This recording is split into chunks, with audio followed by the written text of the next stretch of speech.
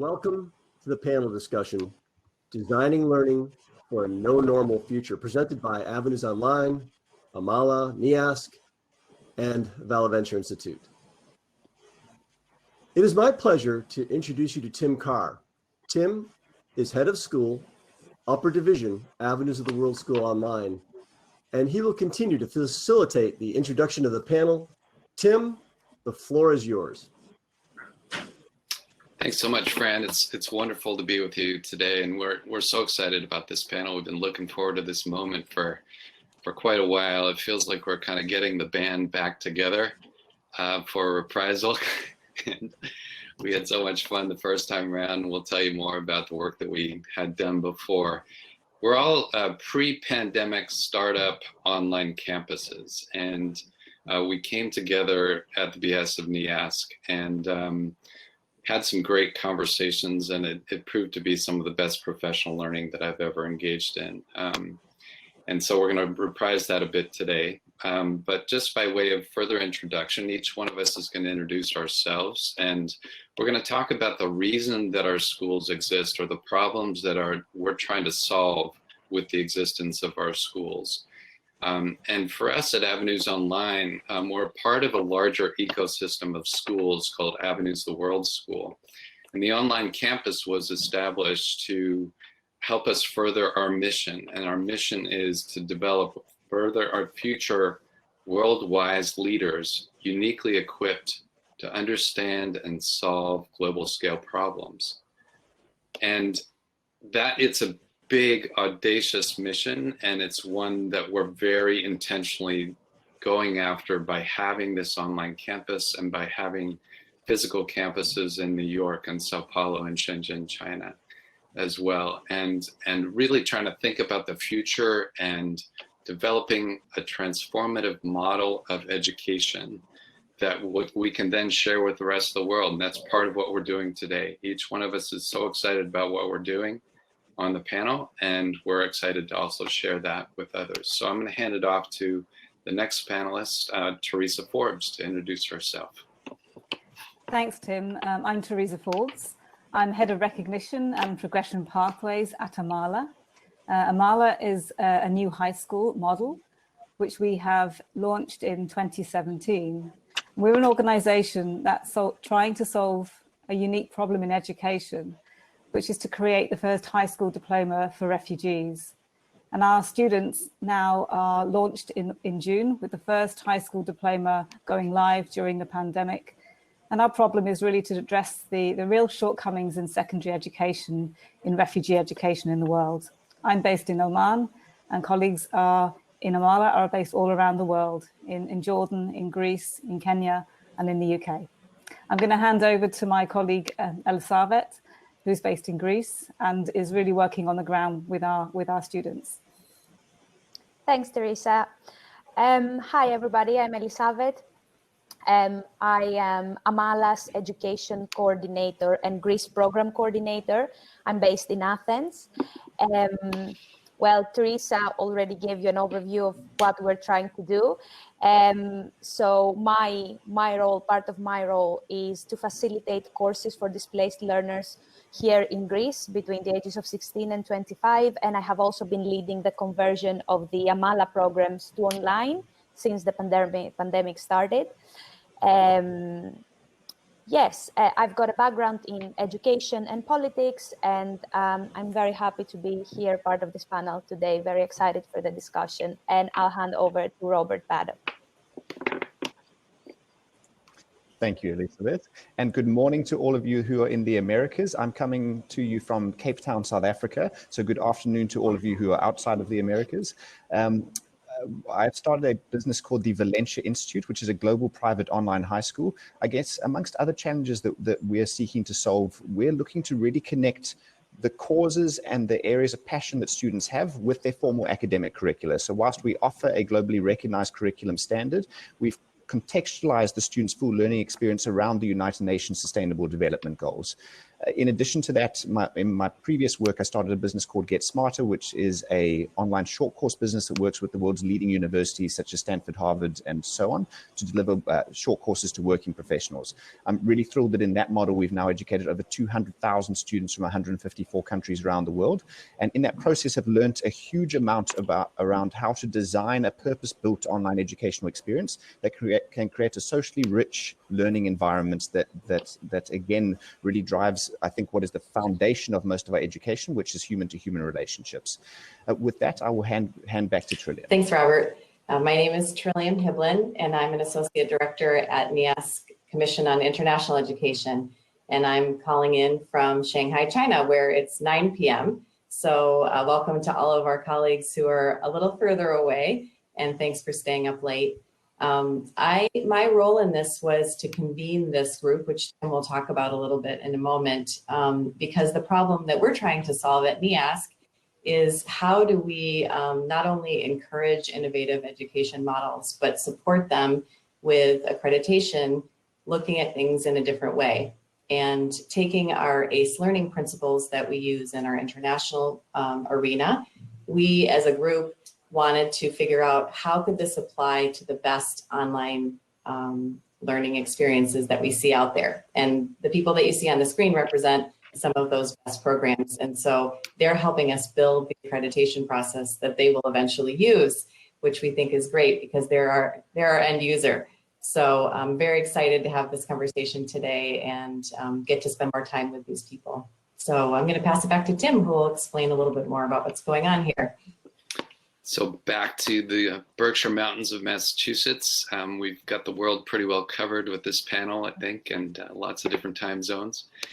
And that was one of the challenges of bringing us together, but one of the really fascinating aspects of our ongoing conversation as well. We started a little over a year ago, I think, and it's time's a little muddled at the moment, but I think that was about it. And so quite a bit pre-pandemic, and had a series of great conversations about the future of education and the role that online schooling could play in helping to sort of be a catalyst, a transformer of education, essentially. So I think the designs, as you got a feeling for in the introductions, are really quite audacious. They're ambitious, they're transformational. They are really trying to think about the world as it could be in education.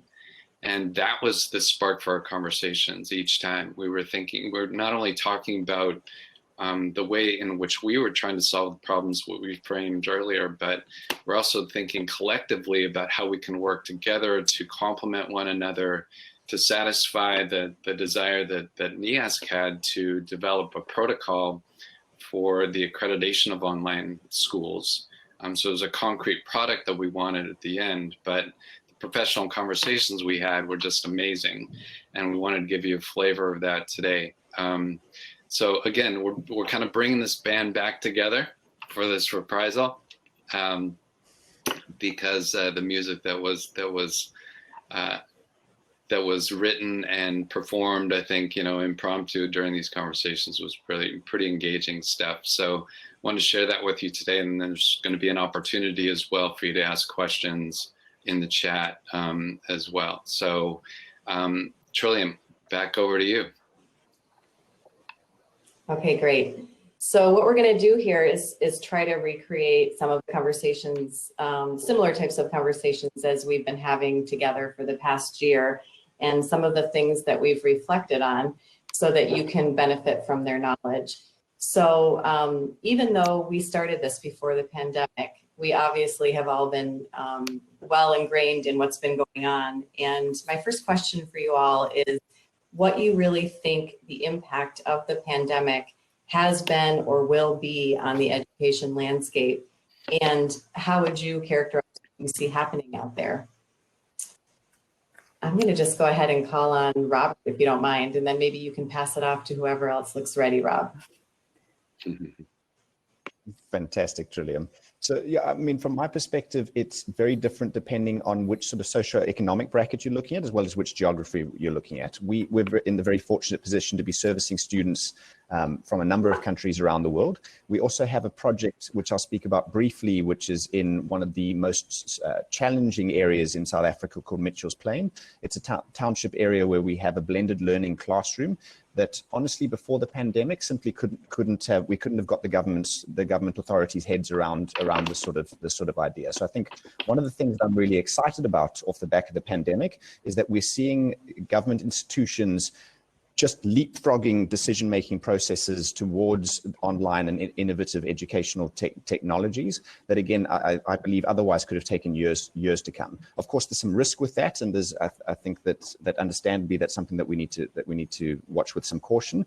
But especially on the continent of Africa, we simply can't build schools fast enough, and we can't train enough teachers to deal with the incredible youth bulge that we have in this country. We have to be integrating education technology in some sophisticated way.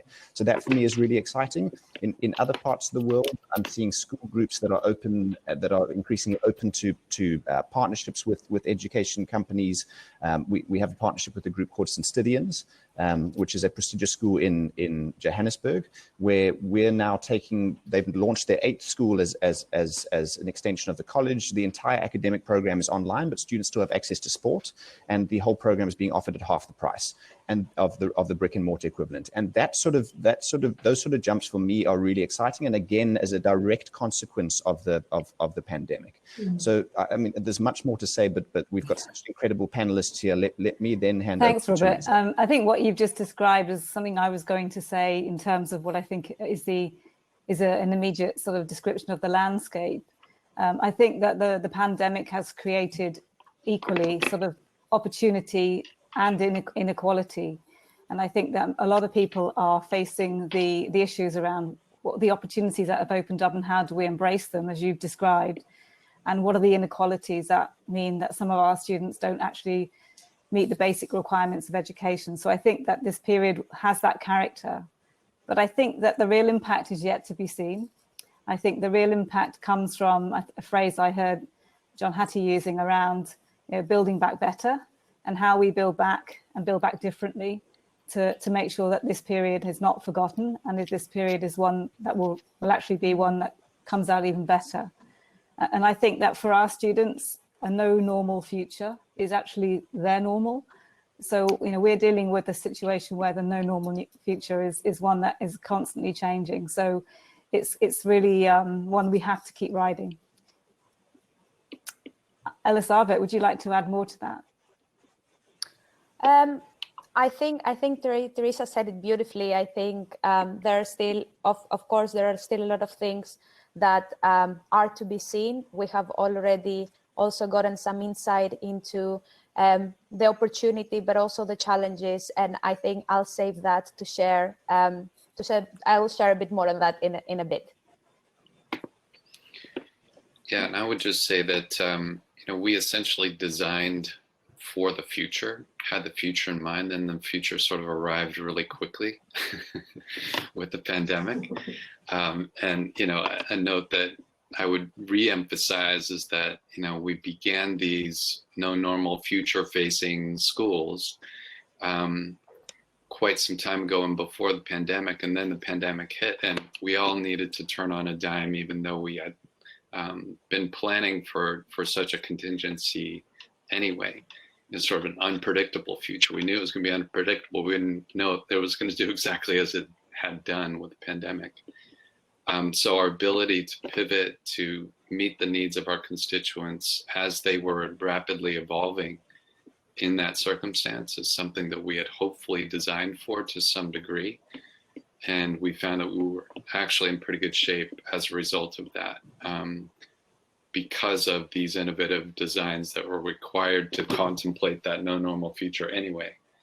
And so that was kind of the crux of our conversation quite a bit with this panel, was thinking about, what that anticipated and unanticipated future might look like in terms of school design. And that was a really, really fruitful conversation. I'm sure we're going to get further into that with Trillium. Thank you. Yeah, great stuff. Good start here. So when we think about how students around the world have actually changed this year, you know, having had different kinds of experiences than they may have had in the past, what are your thoughts on how students are changing themselves and how their expectations for their own learning is changing? And how do your solutions offer some, you know, signposts for other schools to think about how to maximize that learning that has happened this year that wasn't anticipated? Elizabeth, would you like to start? Yes. We'll kind of go in Thank this time. you. Yes. Yeah. So a lot of changes have taken place in the lives of the students, especially in our context, where we, as Teresa said before, we have students whose normal is not a normal, really. Things change very quickly. And I think one of the core elements is that learners look for the relevance of their learning in their lives even more than before, and they look for opportunities for meaningful interaction.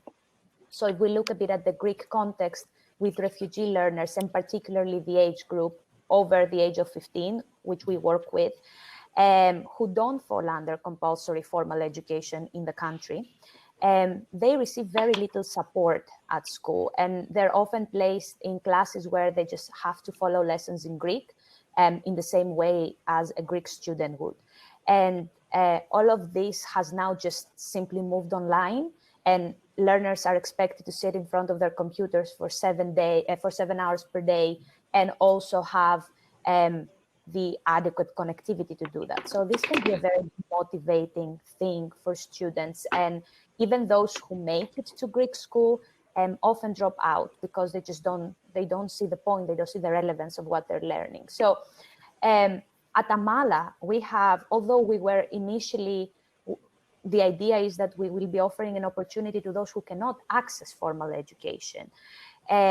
We do have some students who do go to Greek school in the morning, and then in the afternoon or in the evening, they come to Amala classes because they just appreciate this opportunity to discuss and learn about issues that have relevance to their lives right now. Things like, how can I be a peace builder in my community, or how can I lead a team without authority, or what can I do about unsustainable processes of production in my community? And this is something that we can see that not only our students appreciate, but also their environment. Those who live, not all of them have a family here, but those who live with families and their families now inevitably, because their living space is also their learning space, they have more access to the learning of their children, essentially, are a lot more supportive and approving of their attendance to our classes. So I think that's, for me, the sort of key element in there, looking for relevance and meaning in the learning and the connection. And yeah, I'll pass on to That's Tim. great. Yeah, and Tim, do you mind if I redirect just a little bit? please go ahead. Yeah. And just ask you, do you mind if I just, can we go on that theme of relevance for just a minute? Because I know all of you on the screen have created your coursework and your thoughts about what needs to be taught and what needs to be learned in completely different ways. So when you think about your own populations, what do you consider to be relevant, and what do you consider to be important to learn, and how is that different from what you would see in a traditional school situation? Mm-hmm. Yeah, it's a great question. I think it's one that, as I was alluding to before, it entered very much into the design of the overall process and curriculum and learning environment in the school. It was around our mission, if we're to focus on educating people who can solve global scale problems, what does day-to-day school look like? What should they be studying? And is it the traditional, slate of subjects as we, divide them up? And is it, you know, a normal school day where they're moving from one of those to the other? And we decided, no, it's not that. It's a problem-based curriculum. It's one in which they're looking at relevant, challenging, gnarly problems that are, you know, require a creative solution. And that's what the normal product of their learning will be each week, each day. And so the students and parents are finding this, you know, incredibly engaging and stretching and inspiring of, you know, really deep and profound learning. But that is very much by design. You know, it's sort of, this can happen in brick and mortar schools and this can happen online. We now know. We weren't sure that that was the case, that you could have, you know, problem-based education online, but we're finding, yes, indeed you can, and that students really find it incredibly engaging and relevant as well for their lives just outside of the rooms or homes in which they're studying. How about Teresa next? Rob, I see you shaking your head. Yeah, or Teresa, either one. Rob, go ahead. I'll jump in Perfect, then. I think Elisabeth really covered a lot of this, but just a couple of more things to add about the relevance of learning. When Amala was designing its curriculum, we really start from lived experiences as being a critical starting point. So we were thinking, do we just take something like, do we go with the IB diploma? Do we look at something different? And when we realized our students have such different needs and contexts, we started from the whole notion of the lived experience. And through some of the quite inspiring work from OECD 2030, we looked at starting points being transformative competencies. And we look at students looking at 3 transformative competencies: taking responsibility, solving complex problems, as you were describing, Tim, and creating new value. And that's what really drives our relevance to our curriculum in the way that we've built it. So, Rob, over to you.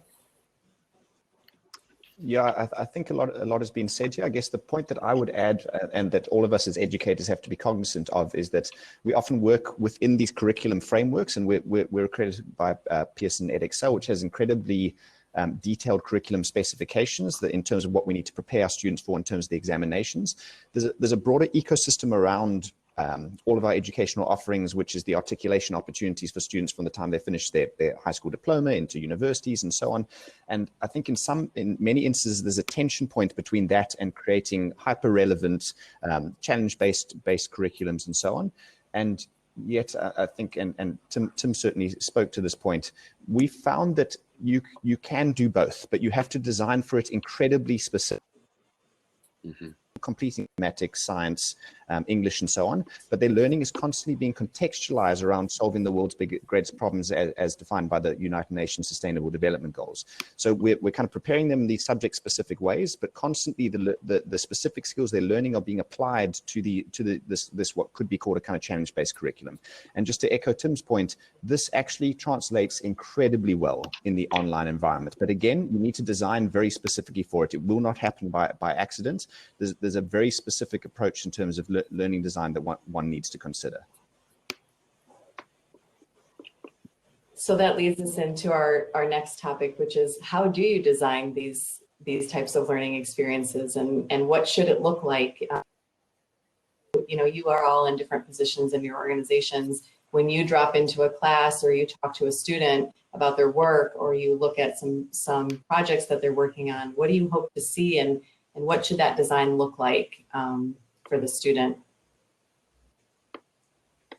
Give you a second to let that sink in.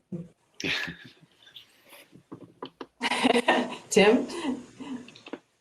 Yeah, you know, very carefully on the design question. You know, as Rob was talking about, it's really an art form that doesn't have a whole lot of precedent at this point to be that intentional about the design of your curriculum and learning experience and the whole infrastructure surrounding it. You know, in our case as well, we've built a user interface very intentionally over a series of many years to reflect the sort of learning that we wanted to have to be possible online. And so, you know, the use of the Apple Pencil to be able to sketch, you know, answers or diagrams in mathematics or schematics, you know, for science-based projects, or to write notes to one another on a document, real time, that sort of thing. That's a key part of the collaboration that we want to see happening on a day-to-day basis between students who are sitting in different places in the world. So, you know, we have 17 different countries represented right now with our students. They are, you know, literally working on things real time together. And we want to have, you know, both the technical infrastructure for that, but then also a curriculum that's going to be relevant and engaging for them no matter where they are in the world. So there's so many factors to think about, and just exporting what you're doing in a brick and mortar setting to the online setting is not the answer. So you have to be really intentional about how it is different and how you're going to create those learning sparks or challenges for that online space specifically. And I see Elizabeth chomping at the bit there. Go ahead. Yeah, thank you, Tim. What I was going to say is that I am in a very privileged position in the sense that I am the one converting the curriculum, but I also facilitate courses. So I'm able to see how it works out in the field, what we're trying to do, right? And feedback into that work. So that has been very insightful.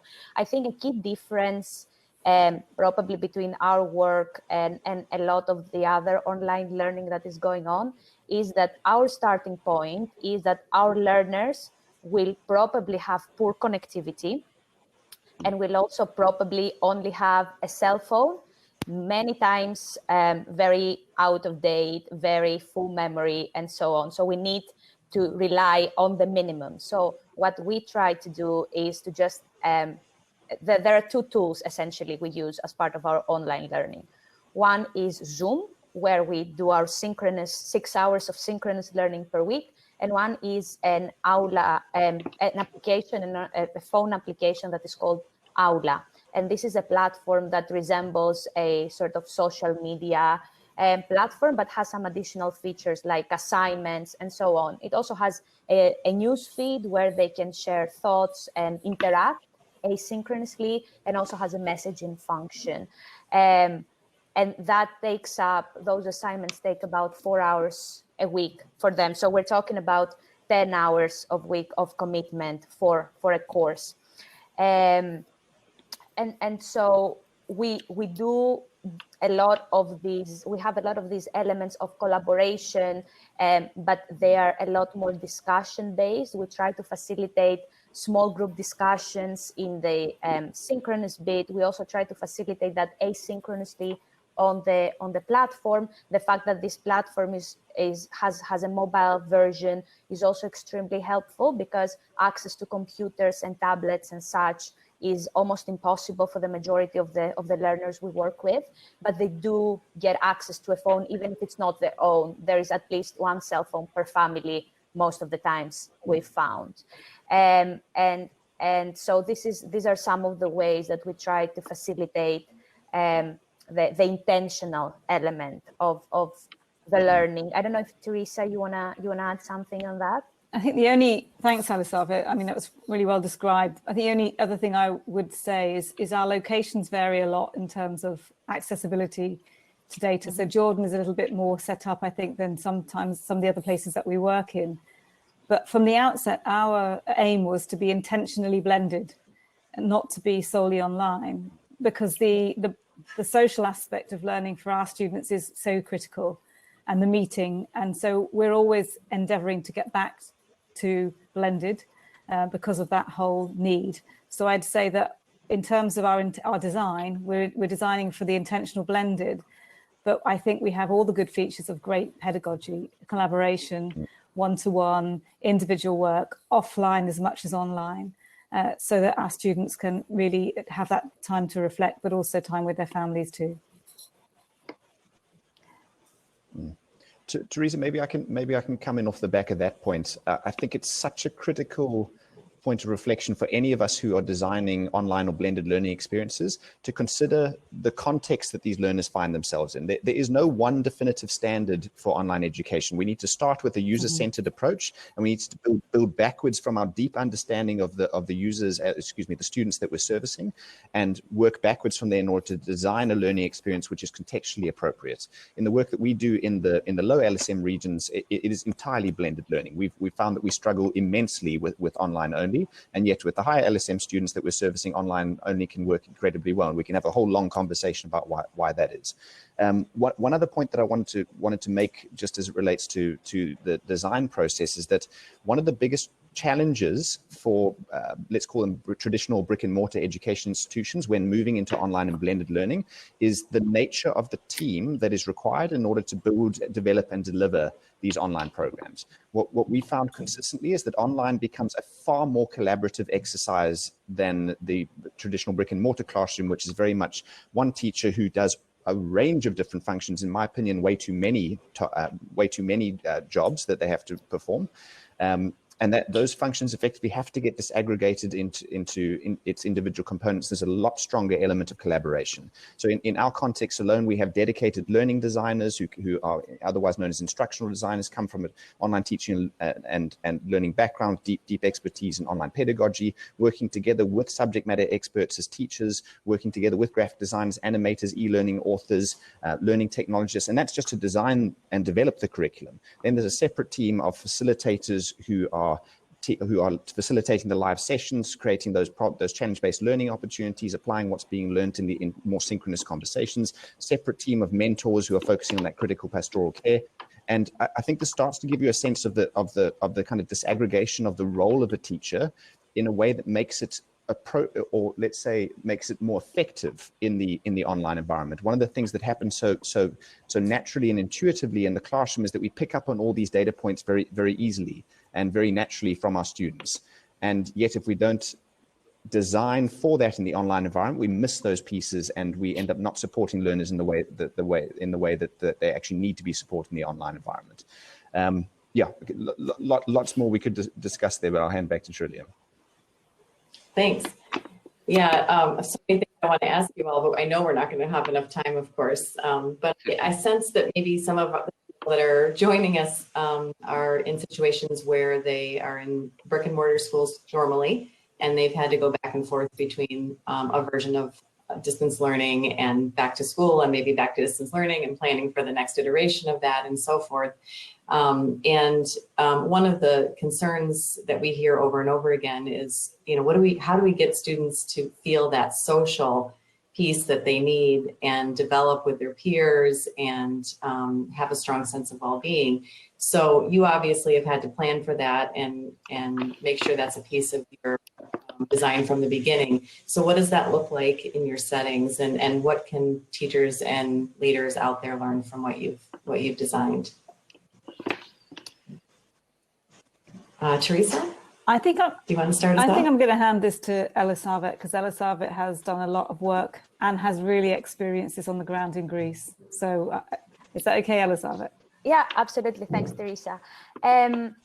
So I think my point of departure here would be that the curriculum that we use is centered on building agency and empowering learners to be change makers in their communities. So that means that community building is already at the core of everything we are trying to do.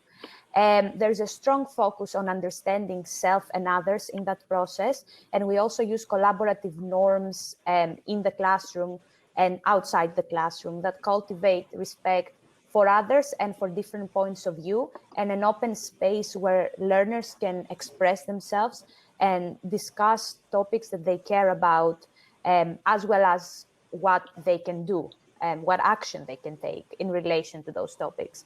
There are many opportunities for small group discussions that allow for learners to connect, and those also with time, and as we build that trust, learners open up and also share their personal experiences more and more, which is a very powerful way to build this community and these social relationships, despite the the distance, let's say.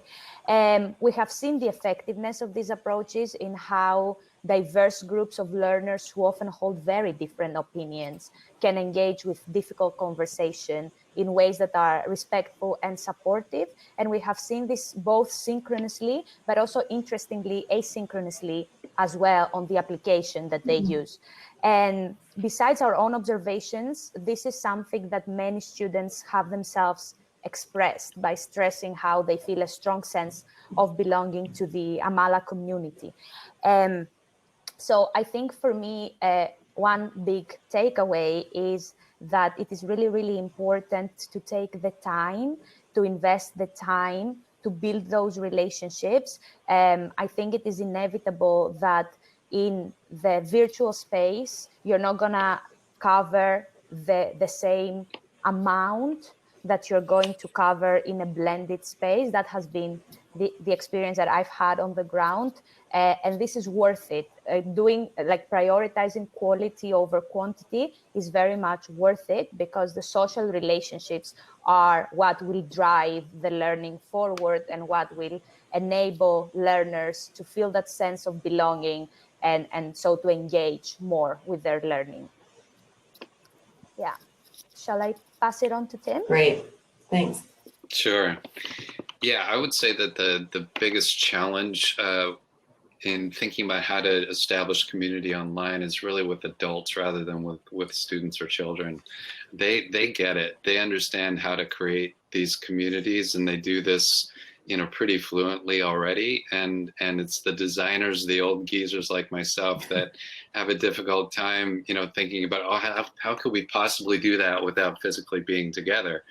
And, you know, the students are actually leading the way for us in many instances here, you know, in terms of some of the collaborative opportunities that they establish and seize, whether we invite them to do that or not. They figure out a way to connect with one another across the miles and countries and, you know, places where they happen to be, because that's a need of theirs and they know how to solve it. And yet, you know, as adults, we have a responsibility to try to, you know, as Elisabeth was saying, that, you know, we need to do that very intentionally as well. We want them to learn and improve, you know, collaborative skills, problem solving skills, community building skills.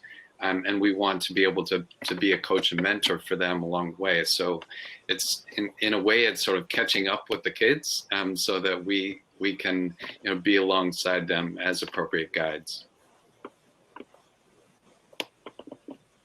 Rob, how Would you like to add anything, Rob? Yeah, I think a lot has been said here. I guess one additional reflection is that one of the paradigm shifts for us as educators is to move away from the idea that we need to be providing all of the didactic instruction at any time that we are directly in front of students, be it virtually or in person, that we need to be content disseminators. I think in the virtual world, one of the great affordances as you move your students online, albeit in a kind of for these times of pandemic, where there are appropriate learning resources that can provide that instructional material, and you can rather spend your time, your face-to-face time, or excuse me, your live virtual time, applying what they've learned to very specific challenges or topics and so on. That immediately creates a huge sense of cohesion amongst the student body, getting students to actually grapple with real issues, give them a meaningful reason to come together, as opposed to, and to Tim's point, students will self-organize and sort themselves out socially and so on. That'll happen, like for sure that'll happen. If you want to give them a meaningful reason to come together as it relates to their academics, give them a problem to solve.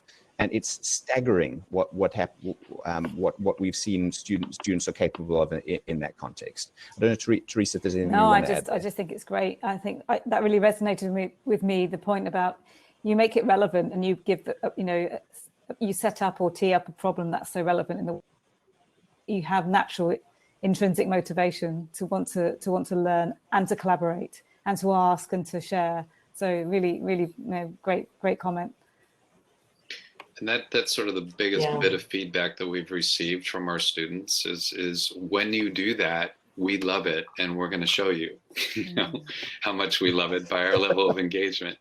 So, you know, we would do well to really learn in terms of our learning design to make it as relevant and as impactful as possible. Yeah, this is such a different conversation than some people in schools are having, where they've had to go online and they're worried about their students. Are they getting online and doing what they're supposed to be doing? Are they, are they engaging in the learning? And so this is such an inspiring look at how it can be, which is great to hear. I think the other concern that we heard, especially in the spring, as people moved to distance learning, was how the heck do we assess kids in this kind of environment? And so in our think tank, we talked a lot about evidence of learning and how that might look different in this setting. And so what can you tell us about what kind of evidence you collect and use for feedback, and what kind of audiences do students have for their work? Other than their teacher, if you go beyond and outside of that, and what can others learn from the work that you're doing in that area?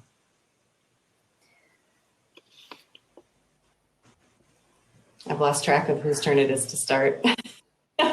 I vote for Teresa. Yeah, you can see I'm really keen to jump in here, Tim. And I think this is something that I think in Amala we've got really deep into this, and we're enjoying grappling with this whole notion of a non-exam, high-stakes kind of curriculum, because our students are, between 16 and 25, and they still want to get their high school diploma, and we've built something. We're really thrilled with what we're doing, and we're still developing it, but we're working on very much curating evidence from artifacts of learning. And as Elisabeth mentioned, all of the learning outputs or learning artifacts that students create can be uploaded and part of their e-portfolios. But what we're really involved with now is how we curate those artifacts and outputs into real evidence of learning. So we've joined the Mastery Transcript Consortium. Some of you will be familiar with that, maybe some of you won't. And it's a really interesting organization that's helping schools like ours create a valid transcript and documentation for learners who want to have evidence for higher education institutions and for themselves. So we've really worked very hard on how we teach our facilitators to curate, and how we then help our students to understand the difference between turning an artifact into evidence of learning. We have a credit framework that we've developed around the transformative competencies. So it's great work, and it's a fantastic, refreshing departure from a high stakes examination kind of mode of working. Fantastic. Anyone else like to jump in on that? Rob, how about you? I would just add to that, and Mastery Transcript Consortium, brilliant. And I think just the move towards competency-based learning generally, I think is hugely valuable. I guess in addition to that, one of the things that we found really interesting in this online environment, if you set up the kind of tech ecosystem appropriately, is the ability to track and monitor what students are doing at a very granular level, and to start to actually be able to assess what we're calling behavioral analytics. So of course you want to understand their grade averages and so on as we're tracking towards kind of summative assessments, and that again is in line with our accreditation standard. But behavioral analytics are such an interesting new data point that we now have at our fingertips. And I think that's both for ourselves as well as the sort of information that ultimately can land itself in a portfolio of evidence and so on.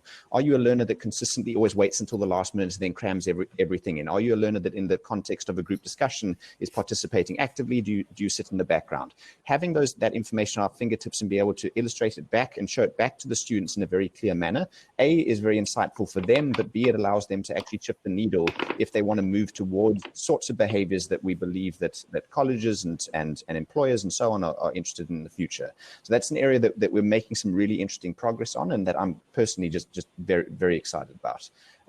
Tim, I know you've got a huge amount to add to this conversation. I just would start by saying, Rob, we got to talk offline about this kind of thing, because we're working in very similar domains right now. We need to continue to compare notes here.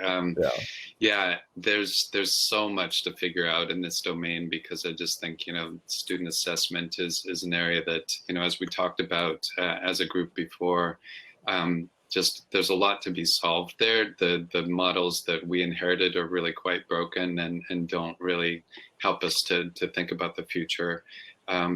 And when you have a project-based curriculum like we do, then yeah, that's what we really want to focus on, are the dimensions of learning that are reflected in those project products in the end. Students, if given autonomy, can have a real role to play in their own assessment too.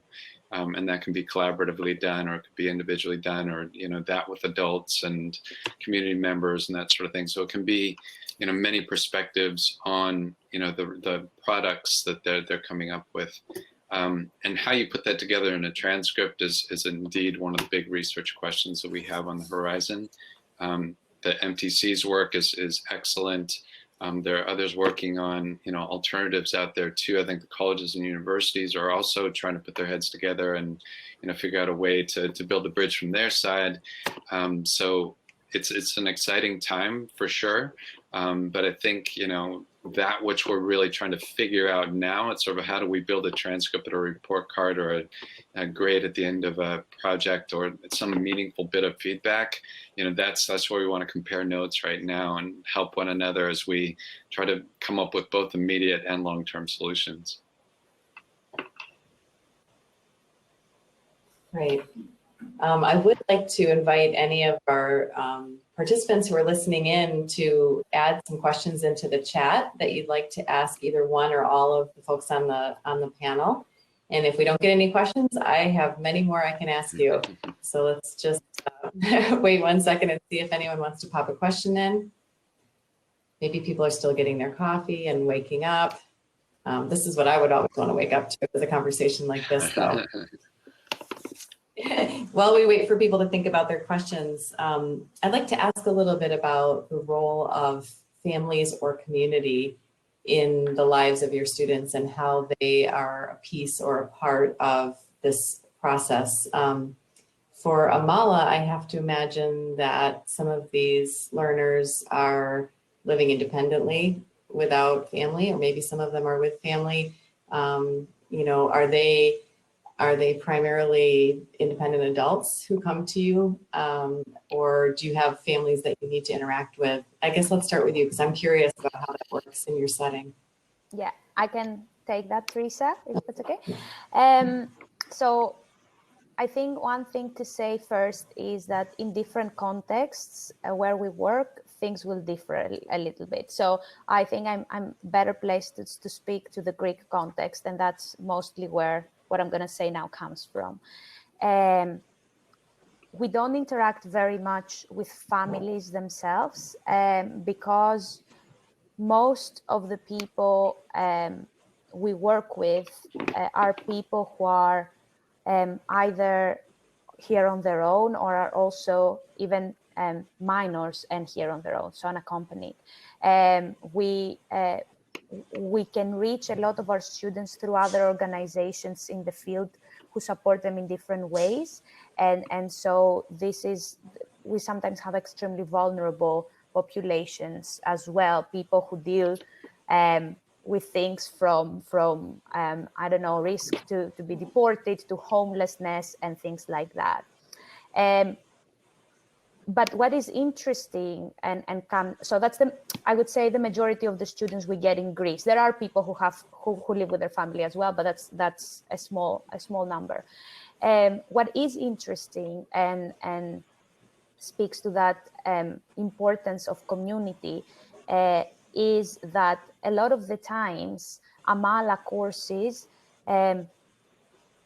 feel like they provide this element of community to these people who might be very alone in a foreign place where they don't speak the language, where they've got no papers, so they can't really ask for help. Often they have to almost hide while they're in the city. They can't get caught, right? And so having this safe space where they can come and they can engage with these things that interest them, that go beyond their day-to-day survival concerns, I think is what makes Amala such an impactful organization, and what keeps our basically student body growing in Greece. It's exactly that element. So even when they are alone, that's the kind of support that we try to create around them, so that it's not just about academics, but it also feels like a sort of wider community where they are valued and their thoughts and opinions are valued as well. Thanks. Maybe I'd love to hear from the rest of you on that question too, but maybe so we have time to grab a few of these questions from the chat. Let's start with this question about how teaching and online are dealing with the sciences, for example. You know, I've seen some of your videos and so forth, like Rob, your video. Obviously, students are working with quite a lot of materials in their home. They're not just sitting looking at the computer. So deal with things like labs and experiments and hands-on work when you're it's online school. It's a really good question, and so we actually send. Yeah, totally.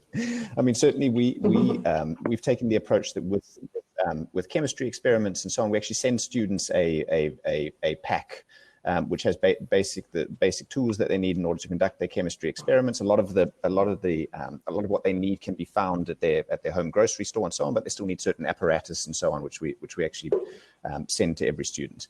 What's interesting is that the world of virtual simulations is definitely coming along. Our chancellor, who sadly passed away just 3 weeks ago, headed up an amazing project. It's an Amgen funded project out of Harvard University called Lab Exchange. I would strongly encourage all of you to go have a look at that. The virtual simulations that are being built and the sophistication of those virtual simulations is coming on in leaps and bounds. And it's really exciting to see the amount of investment that's going into the space. Again, I think largely as a result of the pandemic, I think we can expect to see huge leaps in this domain in the next little while. So for now, it's still fairly, it's still quite practical and students get kits, but in the future, we believe that we'll be transitioning students increasingly, at least at the earlier grade levels in the virtual simulation space. I don't know, Tim, though, how you guys have dealt with that. Yeah, it's a combination of what you've done as well as sending some supplies to students and kits on occasion if there's a particular sort of experimental study that we need them to do. But mostly with our design, it's sort of the local convenience store sourcing for materials. So they can look in their immediate environments for the types of materials they would need to do the physical experiments or projects. In the scientific realm, we take more of a STEAM approach, so it's less, physics, biology, chemistry, etc., and integrate that text-based as well. So we have books that they read, and then they do projects as a result of the learning that they're pursuing in that STEAM domain. So that's where the experiments would come into play. And the idea that we have usually is to get them online long enough so that they can be offline with their learning, and so they're often in the community, doing those solutions or those experiments as well. So it's still a work in progress, for sure. It always is with curriculum, but this is an exciting area for sure. Teresa, Great. do you have anything, or Lisa? Okay, I know we're running out of time, so I'm going to jump in for a second, Teresa. Do you mind if I was going to ask you, if you don't mind, if I could ask you directly to answer the last question that came through the chat? I know we're running out of time, but I know that you've worked in schools as well as in this current environment. So what advice do you have that are trying to make a transition from a traditional type of situation to a more place interdisciplinary type design? A question coming from Michael Peabody. If I put you on the spot and jump in on that.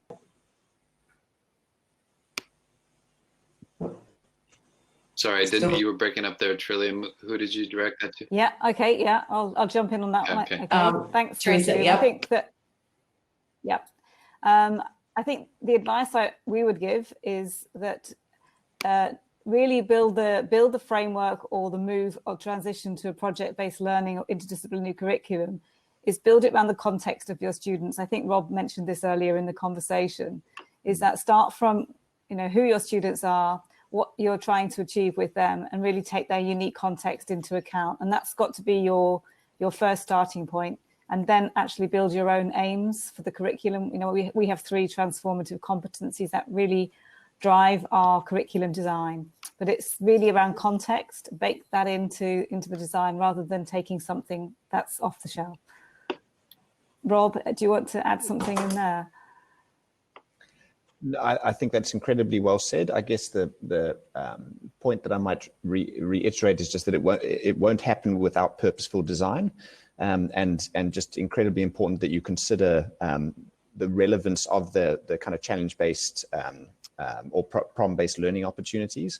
And I guess the last point I would say is start with something like once a week per subject, as opposed to trying to change everything all at once. I think a lot of what the world of schools or of students and teachers and so on are experiencing is just like too much change in too short a period of time. These are complex systems and they need to be evolved quite carefully.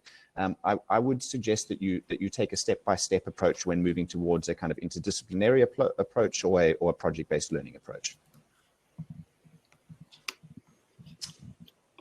Tim?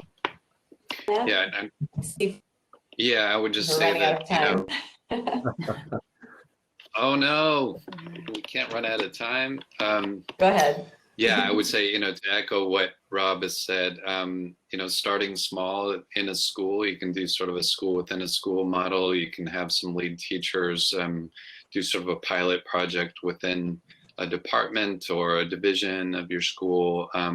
If you've got some people that are keen to try to put these things into place, then you can, you know, work closely with them and start showing what you intend. And that sort of start can be a fissure that grows into the school, and you can demonstrate to parents and to your community how much more powerful that type of learning can be.